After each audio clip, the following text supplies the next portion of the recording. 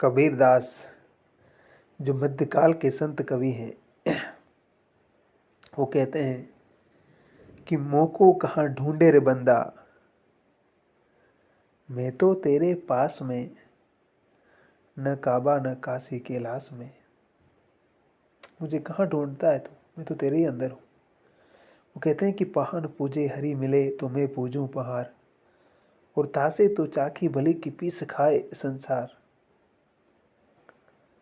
अंधविश्वास अंधश्रद्धा पर कबीर बहुत ही प्रहार करते हैं और मनुष्य के वास्तविक विकास को प्रेम के माध्यम से अभिव्यक्त करते हैं कि ढाई आखर प्रेम का तो पढ़े सो पंडित होए।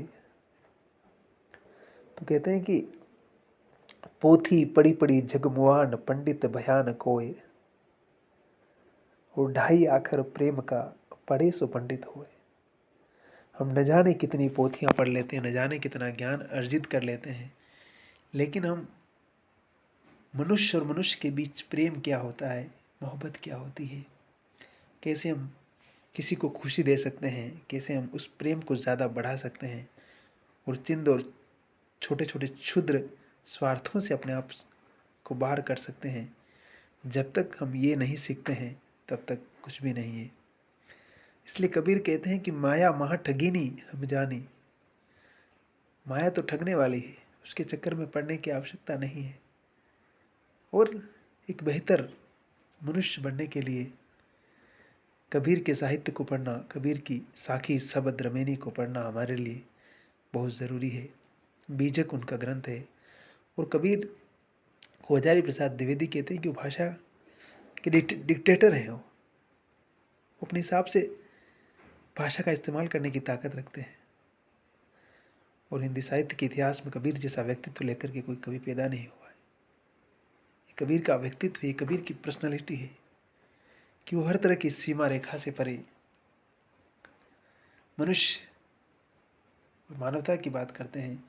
और हजारी प्रसाद द्विवेदी जी ने कबीर नाम की पूरी पुस्तक ही उनके ऊपर लिखी। उनके दर्शन, उनकी वज्र साधना, तमाम तरह की भाषा, साखियाँ, सवेदी, सबको उन्होंने डिफाइन किया है। और कैसे अपनी बात को उस तरह से कहते हैं कि जो शास्त्र को ढूंढने वाले पंडित हैं उनको चैलेंज करते नजर आते हैं। और एक सामान्य आदमी की सामान्य भाषा में, जिसे आप गंवारू कहते हैं, उस भाषा में बात करते नजर आते हैं कबीर। यही कबीर की ताकत है, ये कबीर का प्रवाह है कि वो बार बार अपील करते हैं, मनुष्य के भीतर के उस प्रवाह को एक गति प्रदान करते हैं कि हम कैसे न जाने अज्ञानता का कितना बोझ लेकर दुनिया में जी रहे हैं और अपने आप को इतना घमंड में रखते हैं कि जैसे सब कुछ हमें ही पता है और किसी को कुछ पता ही नहीं है। तो पोथी पड़ी पड़ी जग मुआन पंडित भयान कोय, और ढाई आखर प्रेम का पढ़े सो पंडित होए। कबीर की ताकत यही है। कबीर उस शास्त्र के उस बोझ को नहीं ढोना चाहते, उस मनुष्य के उस व्यक्तित्व को और बुलंदियों तक ले जाने का उपक्रम कबीर करते हैं और अपनी कविता में बार बार करते हैं। और इसको बड़े साहस से और बड़ी शिद्दत से अपनी बात रखते हैं। इसलिए कबीर माया और दुनियादारी की उन सारी चीज़ों से अपने आप को मुक्त रख करके राम को अपने अंदर ही खोजने की बात करते हैं। बार बार कहीं ढूंढने की ज़रूरत नहीं है उसको, सब कुछ हमारे भीतर ही है, इस घट के अंदर ही सब कुछ है। तो घट में ढूंढना और घट में तलाशना कबीर की ताकत है। हंसते रहिए, मुस्कुराते रहिए, खुश रहिए, आबाद रहिए और हर दिन को जीवन के आखिरी दिन की तरह समझ कर जीना।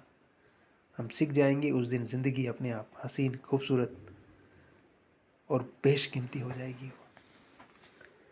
इसलिए ज़रूरी है कि हंसना, मुस्कुराना ज़रूरी है। मुस्कुराते रहिए और कबीर को पढ़ते रहिए, कबीर को गुनगुनाते रहिए और आबाद रहिए। बुरा अच्छा जैसा भी वक्त निकल जाएगा, बस उम्मीद का नाम ही ज़िंदगी है। इसलिए उसको हमेशा बनाए रखना बहुत ज़रूरी है। उसको बरकरार रख करके हम कुछ भी हासिल कर सकते हैं। शब्बा खैर।